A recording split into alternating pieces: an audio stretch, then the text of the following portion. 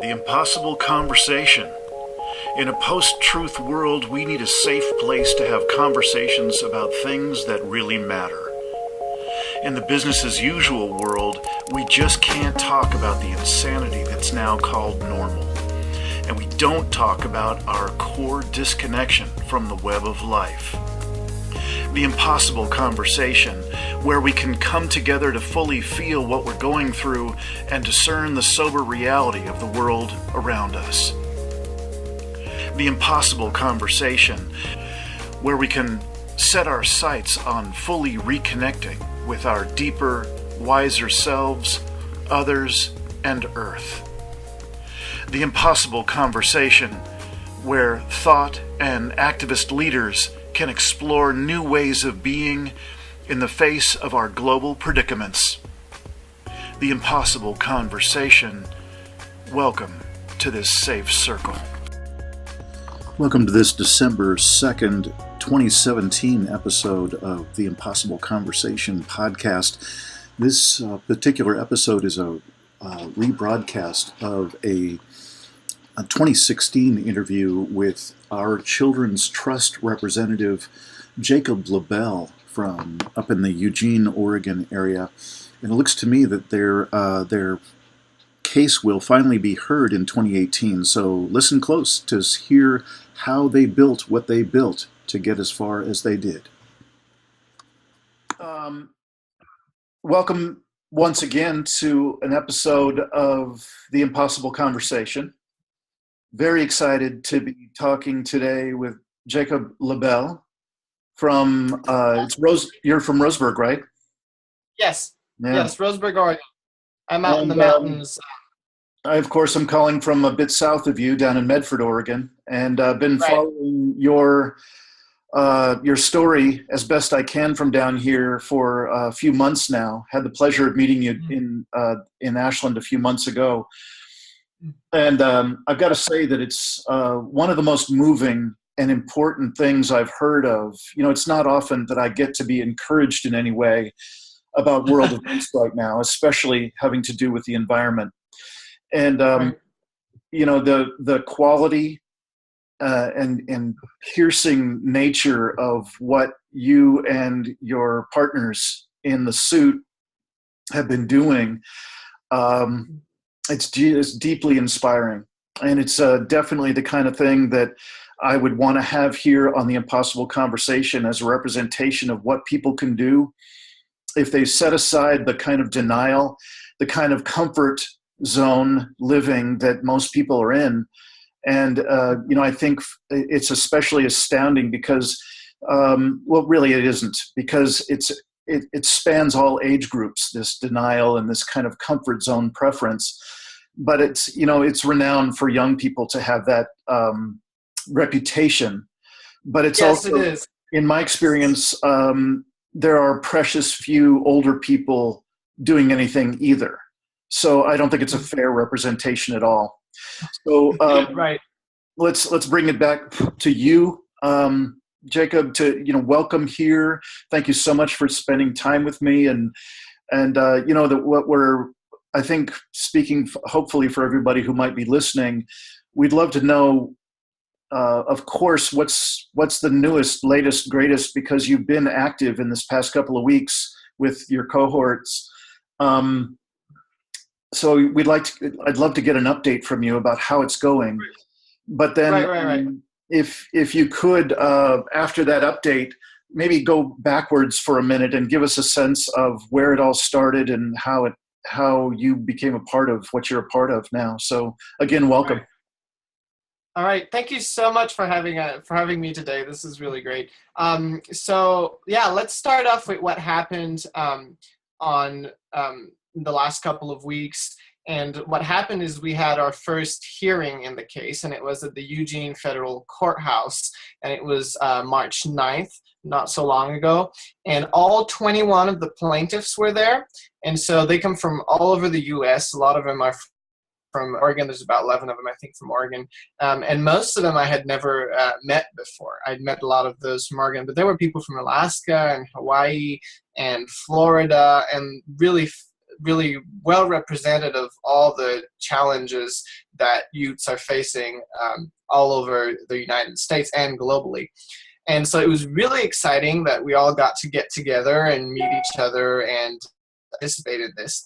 And so what the hearing was about is, so what happened is we filed a suit claiming that the U.S. federal government is acting by its permission and perpetuation of its fossil fuel subsidizing and permitting all these industries producing carbon dioxide and greenhouse gases. By these actions, they are threatening our constitutional rights to life, liberty, and property as young people to live in a safe world and a safe climate.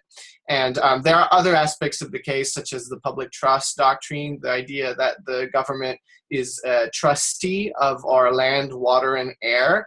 And so that was like kind of the basic rights, and our government is obliged to protect those for all its citizens. And so that's a very old law doctrine that started with the British Commonwealth law. And so this is the suit, we kind of based ourselves on these principles. And in response, they filed a motion to dismiss, which is basically saying we do not have standing to bring this case. And there was multiple arguments, including that the grievances were generalized, meaning that basically, we are all affected, and so we, as this particular group of young people, does not have a right to stand in court, because anyone can stand in court and claim damages for climate change. And if I follow what you just said, they tried to prove that you didn't have standing because everybody has standing. Yes, exactly. Yeah, I know. And the funny thing about that, and that I'll touch on later during my description of the hearing as well, is that they did not in any way or form challenge our basic assumption or basic claim that we were being and would be harmed by climate change. That was not at all. That was not even mentioned in their brief. And I should add that in that process, which has been going on over the past couple months, the fossil fuel representatives of basically every single biggest fossil fuel company, whether natural gas, coal, petroleum, oil, which includes Shell, Exxon, all these companies filed to intervene in our case. And they hired lawyers in DC. They've hired one of the biggest law firms, and the judge allowed them to enter the suit. And so on March 9th, about a week and a half ago, their lawyers were sitting in court alongside the lawyers of the federal government. And they were claiming the same things. They were saying, we don't have standing to bring this case. This is not something that the court has jurisdiction over. So that was another one of their arguments. They said that that basically this is something for Congress and the executive branch to deal with, and the court, this is something, it's too big. The court doesn't have power to address this issue. So anyway, I'm going kind of in large to give people a little picture, but getting back to what happened, so they filed a motion to dismiss, and so this hearing was about whether our case would continue or be dismissed. And if it's dismissed, we still have many other options, including, appealing. But from what happened on March 9th, I am very confident, we are very confident that it is going to go very well and it will not be dismissed. And so that was the hearing. And so what happened that day was it was in the federal courthouse in Eugene.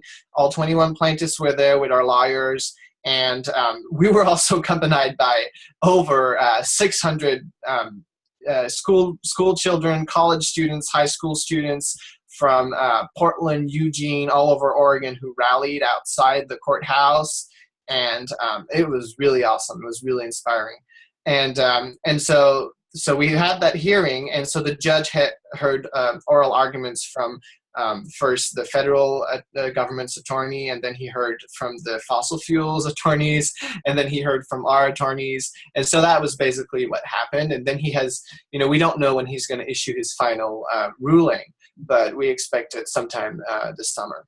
And is that final ruling you're saying is whether or not he will then hear what you have to say, hear the actual suit itself? Yes, exactly. And so he's read our suit, he's read our declarations and everything. And so that was just a chance for him to question the lawyers of both sides and get a feel for the case. And then he's going to decide whether we do have standing or whether we don't. And so basically it's just a preliminary stage before we enter the actual suit. Yes. Got it. Is there anything else you'd like to say to kind of fill in that picture for us, or is it an okay time to shift gears and go back? You want to fill in some more? It's hard because this is such a complex case. It involves so much. And so, but I think, if you've got an idea of kind of what happened, how important it was, but maybe I can fill in a little bit more about what our feelings were on that hearing.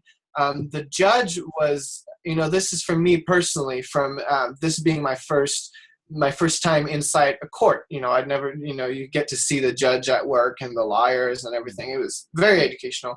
But for me, when I think of a good judge, when I think of the ideal of a judge in my head, that was actually the judge that was there that day. I mean, he was, so give you a little picture, the federal attorney went first, and he questioned very deeply, he wasn't just sitting there and listening. He was on it. And just from memory, he said some things like, he asked the attorney to confirm that, water and air are rights, are vital to life. And, he used examples such as he asked the fossil fuels attorney if it was on the argument about the public trust doctrine, whether the government has, the duty to protect our land, water, and air. He asked them if, for example, an imaginary scenario, the U.S. government could sell the Pacific Ocean to Exxon. And then people would have to pay a fine of, say, $10,000 to enjoy the Pacific waters off the west coast of the U.S. or something. And so he was using these really pertinent, really vivid examples to question their arguments. And of course, the fossil fuel attorney said yes. And so, that tells you a lot. That really tells you a lot. So it was, for me, it was really positive. It was really, he questioned our lawyers very well too. And I think that was fair. That's how a court should work. But I'm really happy about what happened that day. And it was super educational. And I think it bodes very well for our case going forward. Fantastic. Well, thank you so much for that detailed picture you've drawn for us. I was so excited to hear about how it went, and I just can't wait to find out how it goes and then to watch it go to the next step, because there is so much at stake for us all in this precedent that you're setting. So please know there are lots of folks watching this and lots of folks way beyond that are behind you all and appreciating all your efforts. It's really important. Thank you. Yeah, it means a lot. I'm curious if we could wind it back a ways. On the more personal side, one thing that I think makes this an impossible conversation, this kind of tongue-in-cheek title for this podcast, for my book, and so on, is there are so many huge scale challenges for humanity now, and each of those tends to, our knee-jerk reaction culturally tends to be denial. One form or another of denial. Either we are crazy on TV saying that science is wrong and so on, or people will just check out and do drugs or work too much or do whatever they do to just check out and not have to face or feel what's actually going on. Yes. And so I'm curious if you could tell us a little bit about what motivated you. What have you been feeling in anticipation of, and kind of what led you up to this incredibly involved place you're in now? What have you been feeling, and what are your concerns as you look into the future that drive what you do? Right. Well, it's a very, very complex, very pertinent question to today. The answer is definitely probably so broad in scope, and probably even me, I probably don't understand it fully. But I would say, kind of bouncing off the first issue you brought up, that I believe that it's, our attitude toward these challenges, toward climate change, all these big challenges facing humanity, is very deeply linked to our personal challenges. And so you just mentioned about denial, for example. That's a very strong reaction that we have, I think, in our own lives when we're facing our own personal issues. Mm-hmm. And so it makes total sense that we just react in the same way when these issues here and affect the planet. I mean, what we do in our own personal little world, in our own personal little globe, will ultimately reflect on the bigger picture. And so when I was planning on writing actually an article on that pretty soon, but this idea of environmental activism is not just, I don't think it's just about going, and it's been talked about, many people, Gandhi and all these great names that people know, but it's not about going out there and changing the world or making other people change. First of all, you have to also include the very important aspect of changing yourself. And so I think and for example, I'll just give an example from my own personal activism. I went to Washington, D.C. last September when Pope Francis came to the United States and held to Congress. And I fasted in front of the Federal Energy Regulatory Agency, which is basically the agency in charge of putting out permits for all the natural gas pipelines, fracking operations, all these big energy, producing power plants and polluting power plants in the U.S. And so I went there and fasted for 5 days, water only. And there were about probably 18 other people there. They fasted, I think, for up to 18 days, water only as well. And so, and then during that time, there was a big interfaith events going on centered around climate change.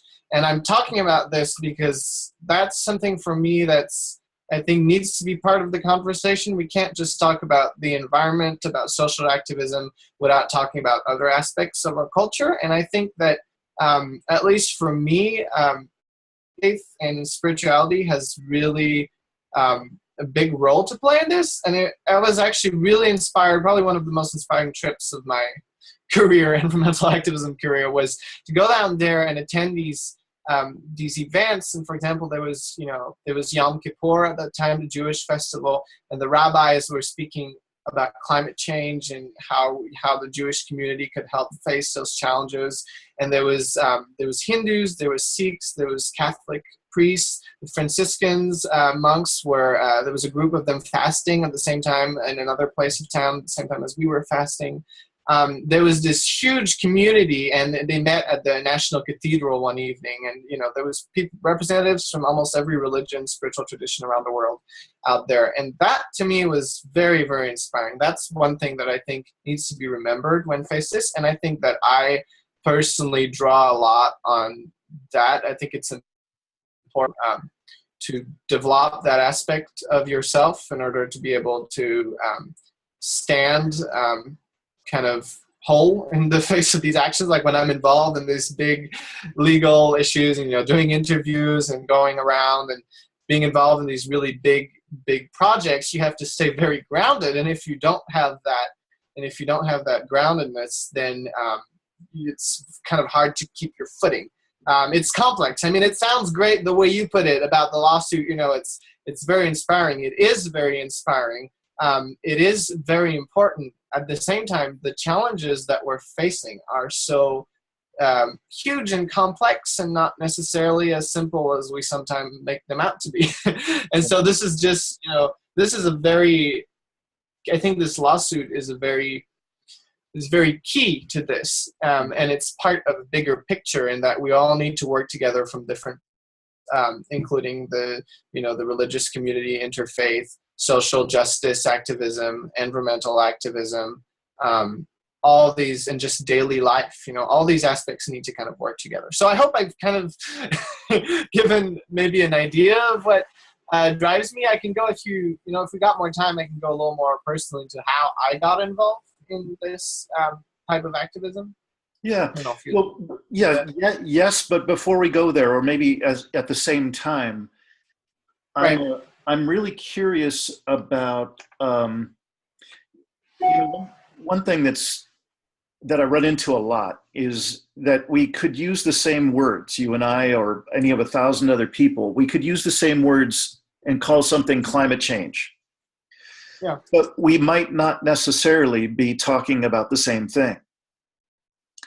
Like, 2 years ago, I was exposed to what could be called abrupt climate change information, data projections that are far more accelerated and intense than anything we hear about in the regular news.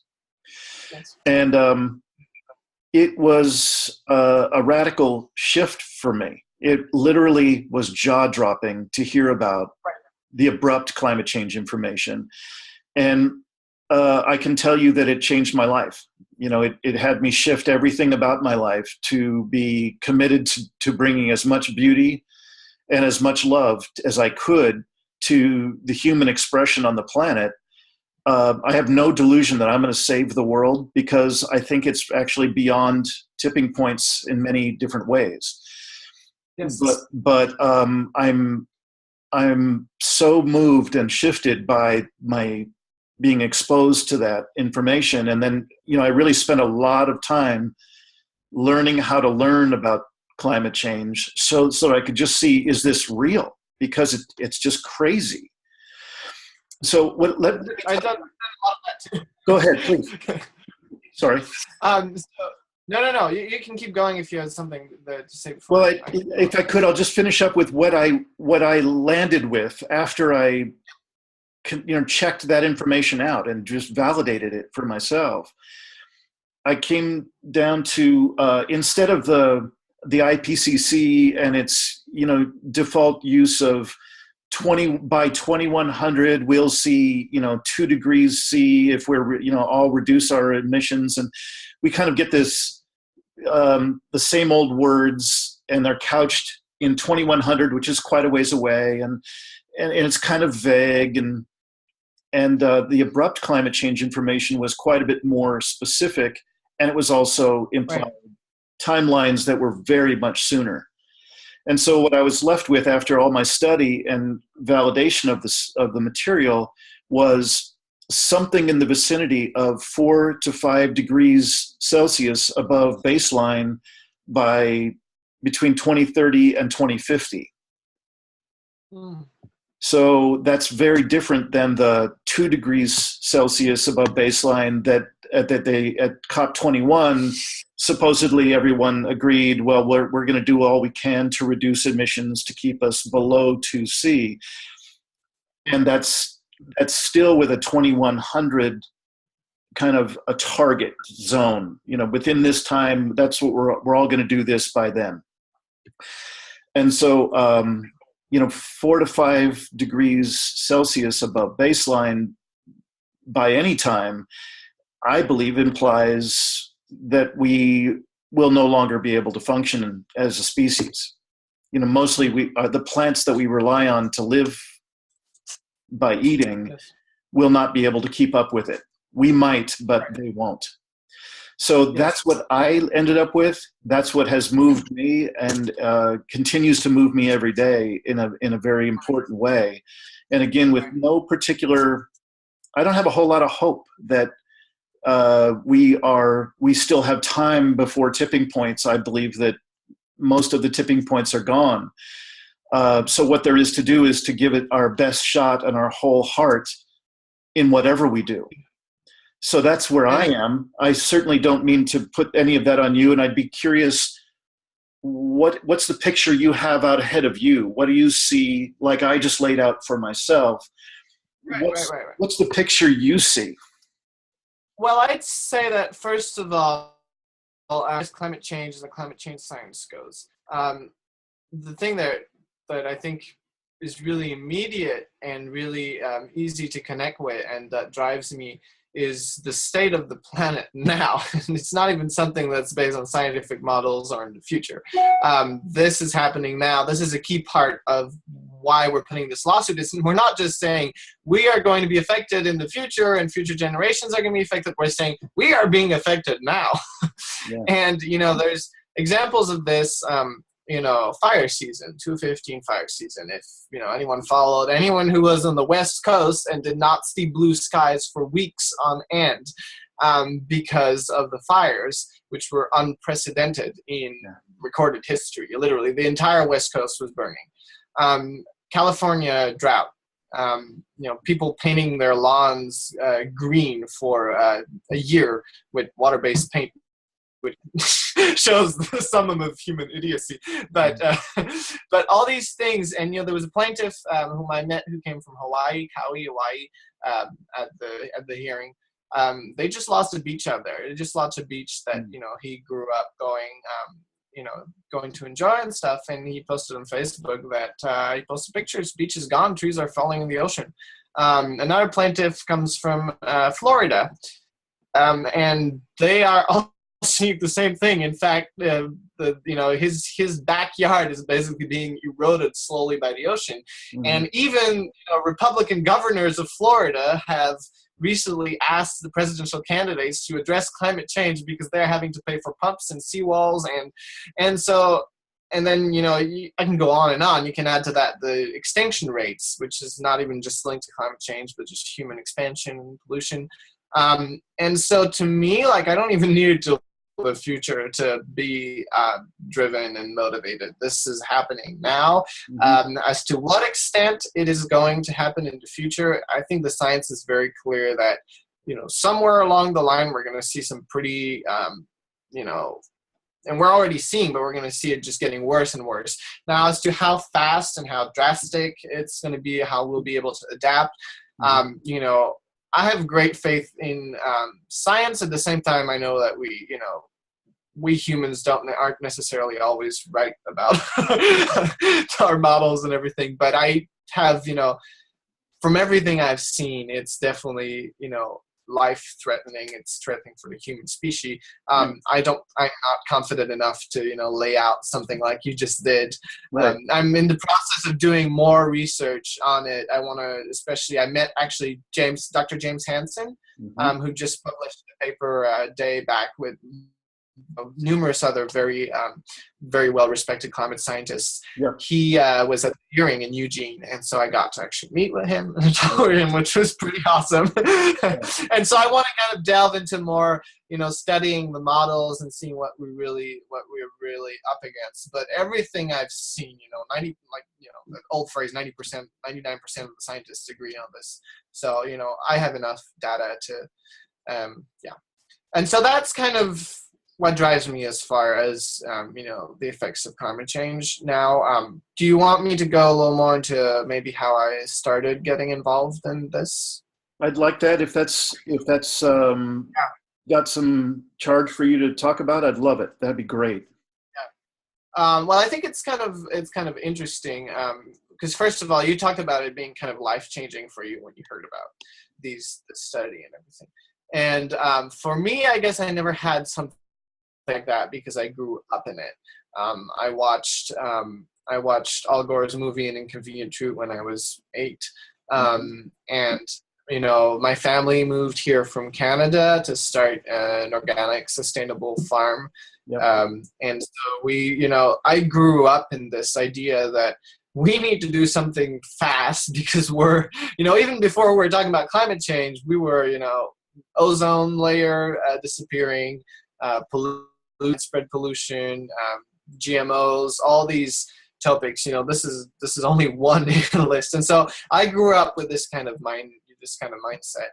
And so it was a gradual building up. And really, when I started getting involved in actual activism, in the traditional way, was the Jordan Cove Project out in which is mostly out in southwest Oregon, which I'm sure you guys have heard about it. But the proposed pipeline route was about a mile from my farm. And so it suddenly I didn't know about it. I went to my college, UCC, Umpqua Community College. I was at one of the tables in the library, and someone had put out pamphlets, and there was a hearing by the Department of Environmental Quality on the Jordan Cove project, and someone had put out pamphlets in the library about it.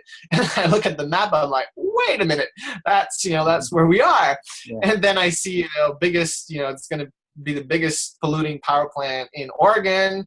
And, I hear about 100-foot clear cuts through old growth forests and crossing 200 streams and rivers and watersheds. And it's like, okay. and so I got to work from then on. And that was probably about 2 years back. And I basically did everything I could, attended rallies, protested, talked to my county commissioners, went to hearings repeatedly, and just started, the tabling, leaflet, everything I could. And that's how I first heard about the lawsuit, because there was actually one of my friends, I was talking to all my friends about this, trying to get them involved.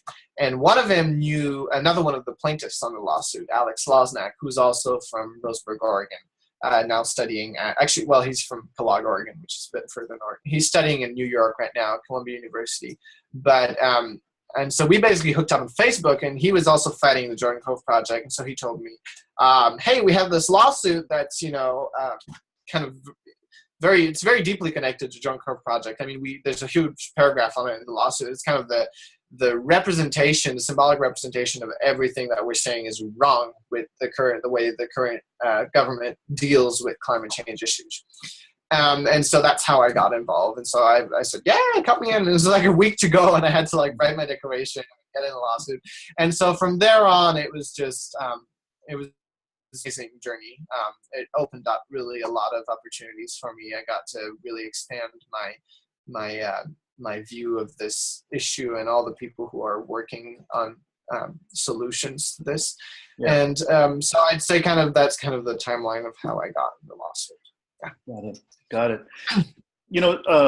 Jacob, you just mentioned something a few minutes ago that I'd like to go in a little bit further on, if you're okay with it. You mentioned about how important it is to be grounded in the face of what can be long and tedious and complex and sometimes discouraging actions that you're involved with.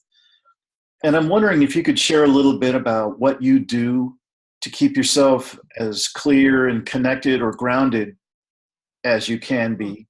And also what you know some of your fellow plaintiffs also do. How do y'all keep yourselves in good shape? Because it can be so darn discouraging. Right. Well,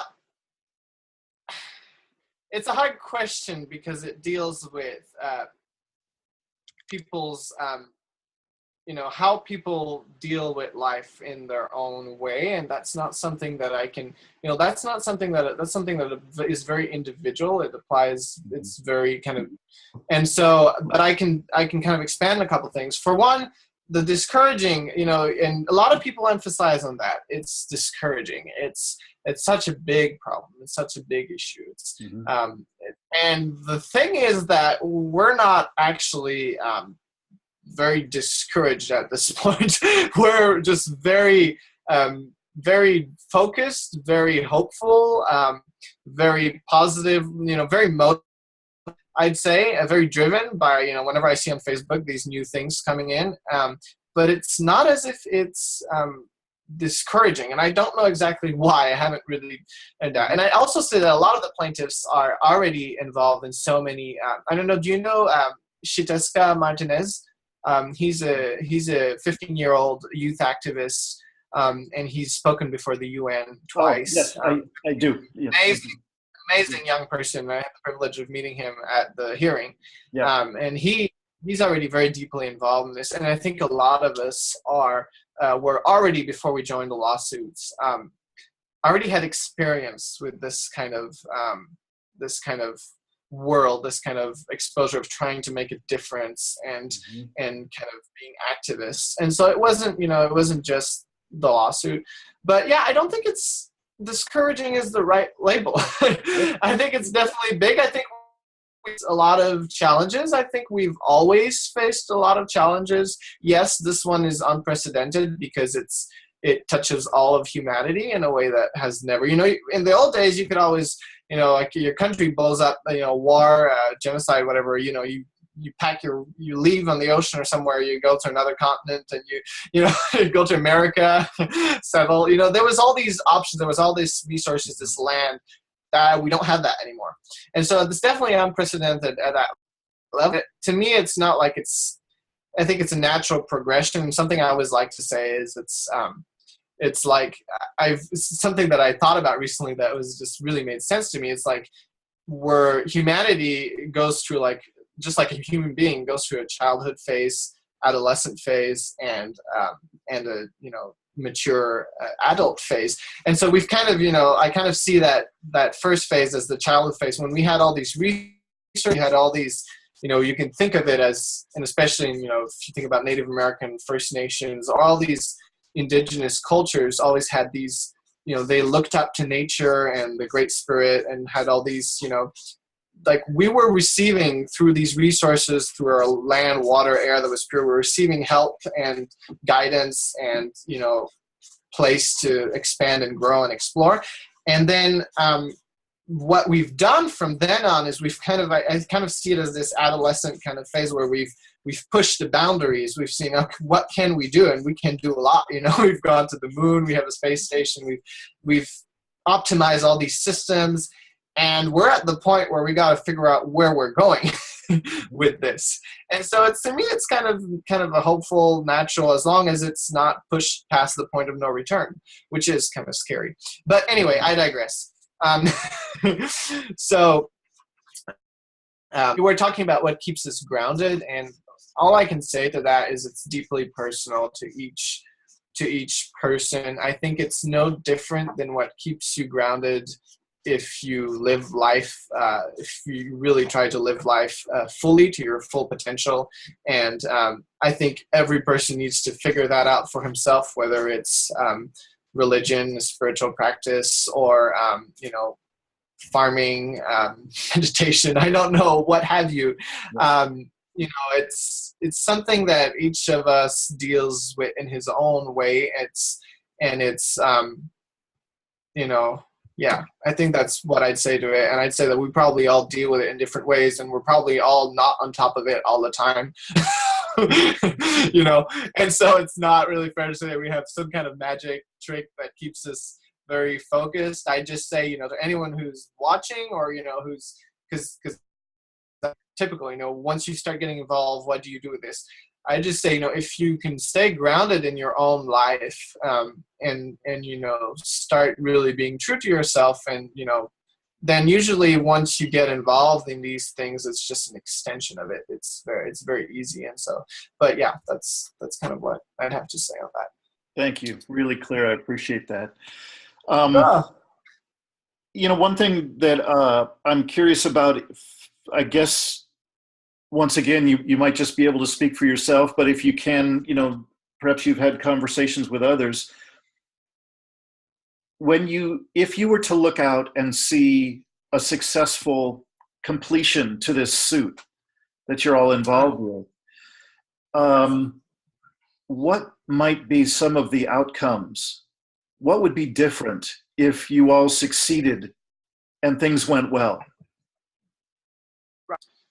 First of all, I think probably the most important aspect of the suit, because it's a legal intervention, it's legal activism, has to do with the law, is that that young children and young, teenagers, youth, future generations have a recognized right to a healthy climate, and that, if we continue on the, any climate pollution is a harm to the rights of youths. I kind of phrase it that way. Mm-hmm. If that can be recognized by the court, if that can be put into law, if there can be precedent for that, there already is. Our Children's Trust, by the way, I haven't talked about, let me just interject this here, because our Children's Trust are really well, I'll just say they're awesome, but they're the ones who orchestrated this entire lawsuit. They're the ones who they provide the lawyers, the organization, everything. They are very, very important. This would not be happening without them. We are the plaintiffs, we are the representatives of our generations. They are the ones who are really making this happen alongside us. And they have, the reason why I was saying that I thought of that is that they've done suits all over the world, including they've helped in the suit in Holland where it actually succeeded, and the government implemented a much stricter climate change plan of action based on the recommendations of the court, based on the young people's suit. And there was a recent case in Washington, state of Washington, against the state of Washington's Department of Ecology. And some of the plaintiffs are also in our lawsuit. There's some, crossover. But they actually, the judge actually recognized that the kids had a legal right to healthy climate, and that this was threatening the breeding property. And so they're setting legal precedents. And so what I want to see happen with this is, first of all, I want to see this be put very clear at a very high level, because this is a federal lawsuit. This is the entire United States. Mm-hmm. And then I think this has power to, people can use that, bounce off that, and make their own suits all over the US, all over the world. And there is precedent for that. I think that's very important. Second of all, well, of course, there's the plan, which is going a bit, basically what we want, just practically what we put out in our lawsuit, is that we want the U.S. government to basically, the court, this is kind of complex. We're asking that the court do an analysis of what is needed, basically, and then just hand that over to the U.S. government and tell them to come up with a plan that meets those requirements for us, which is, the way we phrase it is going back to below 350 parts per million of carbon dioxide in the atmosphere before by 2100. And so that's the plan. And then the court basically does kind of a rough analysis of what is needed. The government comes up with their plan. The court approves it. Plan goes into action, and ta-da. Of course, it sounds very simple, but this is the rough idea of what we're wanting. We want action, specifically on the fossil fuel industries and cutting into their power, their enormous power right now over our economic system, over our culture, over how we're all dependent on this.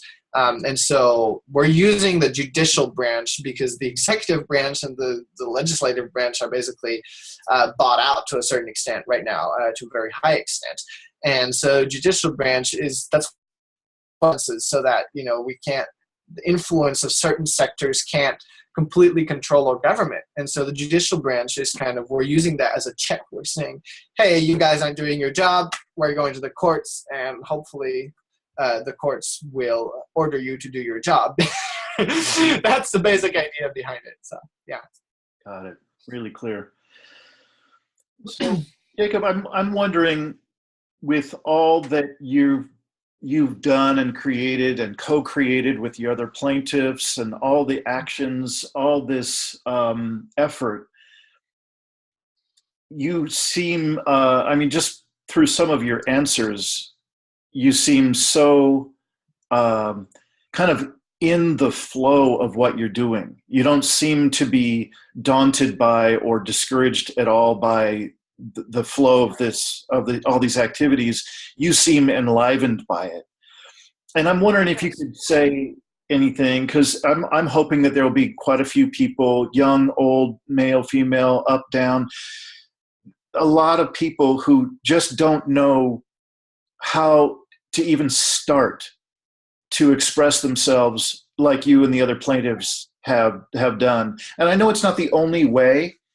I'm wondering if you could have any suggestions, anything you could suggest for someone who's just kind of gotten the idea that, wow, there are these things going on that are amazing, and it seems so huge. How could I do anything? How could I even get started? Is there anything you could say to people who would like to get started but don't know how? Right. Another very, very, very broad, very deep question. Let me think about that for a second. Yeah. It is tough. I'd say that the small things are definitely important, but we've gone beyond the idea of change your light bulbs, turn off the lights. You want to do that? Yes, do that. But also, I'd say knowledge is very important. First of all, and like you said, people just hear about this, they go, "Whoa, what is this?" I think probably before knowledge is caring, and a lot of very awesome, very great people simply don't seem to. I don't know quite how to say it, but you have to care for these things, and that comes from a certain mindset and that comes from personal experience. And so I'd say, identify what your motivation is, why you care about this. If it's too big, choose something that you can relate to, that you have personal experience with, and start with that. And usually that's actually pretty difficult. It's actually more than enough. and you get experience, you get opportunity. So choose some aspect which is doable for you and which you actually care about, and then get knowledge about it. Educate yourself instead of playing video games or going out to the cinema, it's great to do those things. I'm just giving examples which have kind of taken over a lot of society. Instead of spending hours on Facebook, which I am guilty of, but go out. I didn't have Facebook until a year ago when I started doing activism. So, in my defense, so instead of doing those things, dedicate time to educating yourself, getting the knowledge, getting more experience, and then usually from that start on a path. And I'd add to be sincere is also very important. And you don't want to do things superficially because you look good in your community, or you look good to yourself. And you want to be very sincere that, okay, this is important for me. If it's not, well, but you have to choose something that is really important to you and be sincere about it, and kind of steadily working away at it. And usually the rest happens. That's kind of how I'd explain it. I mean, the lawsuit, I was never expecting to be a part of this huge action. It has grown beyond what I thought. I think if that's what life is about. And so, yeah. Great. Well, I am thrilled at this vivid picture you've painted for us. And I just so appreciate your time and your heart and your clarity that you brought to each of the answers today. Is there anything else that you would just really like to leave people with as just a farewell signature, kind of a final message? I think the last questions that we've done pretty much encapsulate that. Practically, really important things that are happening right now in Oregon that I think everyone should hear about. First of all, our Children's Trust, the lawsuit, you can go online and donate. They just flew in all the plaintiffs from all over the U.S. for the hearing. If we get past the dismissal stage, which I'm very, very confident that we will, we're going to be up against some of the biggest law firms in the United States, large of the U.S. federal government, obviously. And so any funds, any donations, very, very much needed and appreciated for this effort. And also the Jordan Cove project just had one of its biggest permits denied. However, I just got the news that it was denied because it didn't have any customers for its natural gas. Basically, they didn't have any contracts. But they just did a contract with a Japanese company called TEPCO that was responsible for the Fukushima disaster. Mm-hmm. I just saw that news today. And so the project is not dead.